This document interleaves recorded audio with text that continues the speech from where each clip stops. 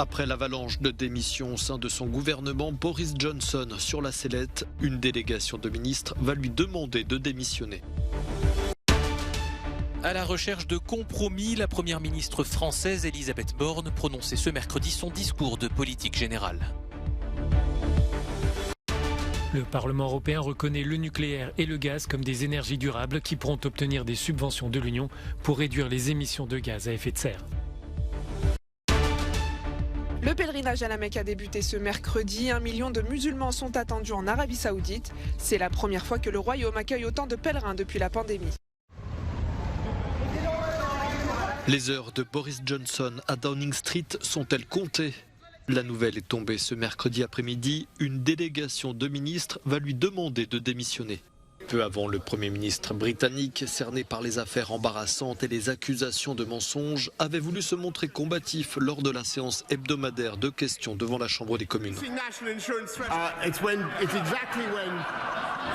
Monsieur le Speaker, c'est exactement quand les temps sont durs, quand le pays fait face à des pressions économiques et budgétaires et quand nous avons la plus grande guerre en Europe depuis 80 ans. Monsieur le Speaker, c'est exactement le moment où vous devriez vous attendre à ce qu'un gouvernement poursuive son travail, qu'il ne s'en aille pas, qu'il continue son travail et qu'il se concentre sur les choses qui comptent pour les gens de ce pays.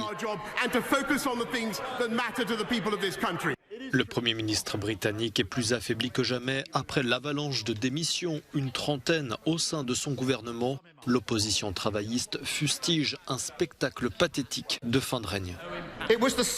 C'était la même chose quand il y a eu des abus avec l'argent du contribuable et c'était la même chose quand lui et ses copains faisaient la fête pendant le confinement. Ceux qui démissionnent maintenant après avoir défendu tout cela n'ont pas la moindre intégrité. Monsieur le Speaker, ne s'agit-il pas ici d'un premier cas de navire en perdition, fuyant le rat ? Ce mardi soir, 2 démissions de poids ont eu lieu, celle des ministres de la Santé et des Finances. Pour Sajid Javid, désormais ex-ministre de la Santé, les Britanniques sont en droit d'attendre de l'intégrité de la part de leur gouvernement. Il va falloir faire des compromis et Elisabeth Borne le sait. La première ministre française prononçait ce mercredi son discours de politique générale face aux députés. Une assemblée pas entièrement acquise à sa cause car le parti d'Emmanuel Macron ne dispose pas de la majorité absolue. À sa gauche, dans l'hémicycle, la NUP s'est fait entendre. Ce regroupement de partis de gauche autour de la France insoumise n'a pas caché son mécontentement lorsque la chef du gouvernement a évoqué par exemple le report de l'âge de départ à la retraite. Oui, nous devrons travailler progressivement un peu plus longtemps. Elisabeth Borne, huée à gauche, mais qui a tout de même présenté son programme pour les prochains mois. Des mesures concrètes contre l'inflation doivent être prises dès jeudi prochain et des réponses radicales vont être proposées pour lutter contre le changement climatique. Nous engagerons des transformations radicales dans notre manière de produire, de nous loger, de nous déplacer, de consommer. Mais je l'affirme, je ne crois pas un instant que cette révolution climatique passe par la décroissance. Dans la droite lignée d'Emmanuel Macron, Elisabeth Borne a annoncé que la transition énergétique passera par le nucléaire, ce qui impliquera une nationalisation d'EDF. Objectif également, assurer l'indépendance énergétique de la France dans le contexte de crise consécutive à la guerre en Ukraine. Du côté de l'opposition, les Républicains ont assuré apporter leur soutien à certains textes sans tomber dans la compromission. Le Rassemblement national de Marine Le Pen s'inscrit quant à lui dans une opposition franche, mais dit vouloir être entendu lorsque des amendements seront proposés sur certains textes.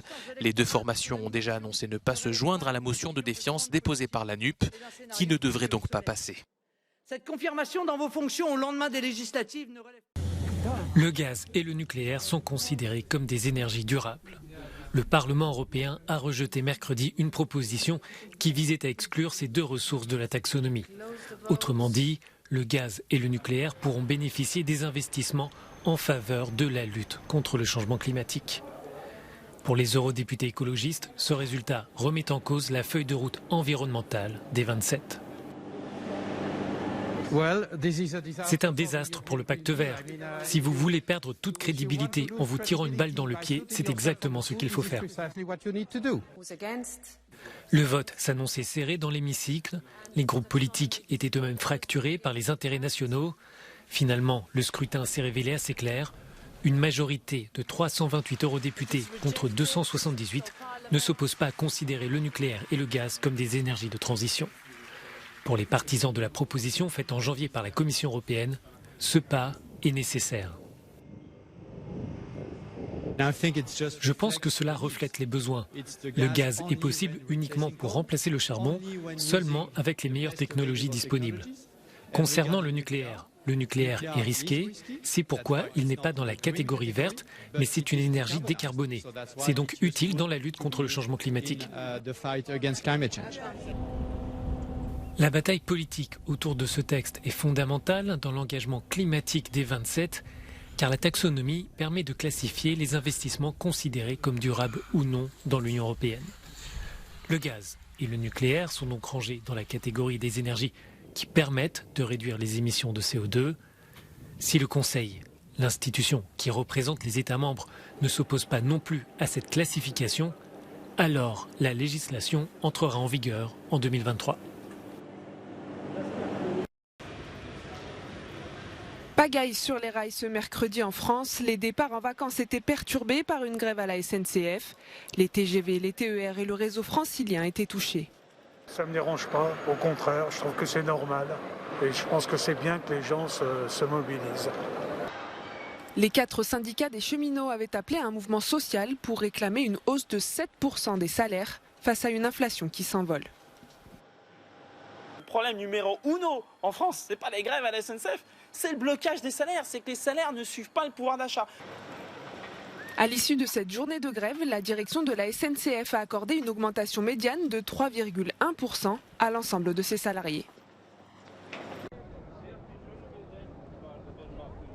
Son émotion est palpable.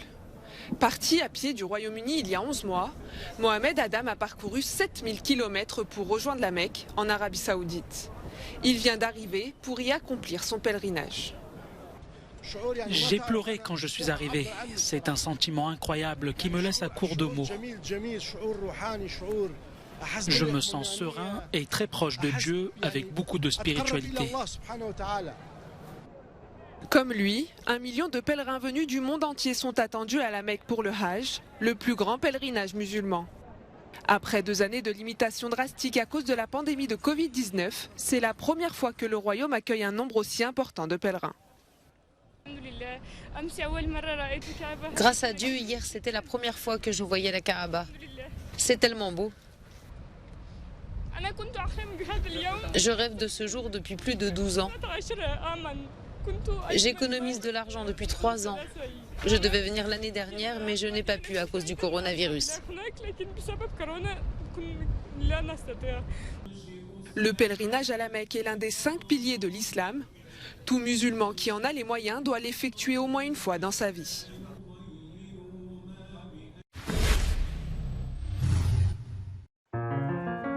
C'est dans cette maison londonienne où Sigmund Freud a vécu les dernières années de sa vie et qui est devenue depuis un musée que se déroule une exposition unique de son petit-fils Lucian Freud, l'un des artistes majeurs du XXe siècle. Marquant le 100e anniversaire de la naissance du peintre, les peintures et documents exposés explorent les relations au sein de sa célèbre famille. Lucian Freud le disait lui-même, tout mon travail est autobiographique car il s'agit de personnes que je connais et de lieux qui me sont familiers. Et c'est vrai, de toute évidence, les personnes avec lesquelles il était étroitement lié font partie intégrante de son œuvre, notamment sa mère, mais aussi beaucoup de ses enfants. Le plus grand tableau de l'exposition, qui devait être à l'origine un portrait de sa fille, Rose, la représente autour de sa famille qui s'agrandit avec son mari, sa petite fille et son beau-fils Alex, qui porte un t-shirt de Jimi Hendrix. Nous voulions vraiment faire comprendre que toutes les familles sont compliquées. C'est un sujet que Sigmund, le grand-père de Lucian, a étudié de manière très radicale et révolutionnaire. Et ses idées sur la dynamique familiale sont encore celles qui résonnent avec nous aujourd'hui.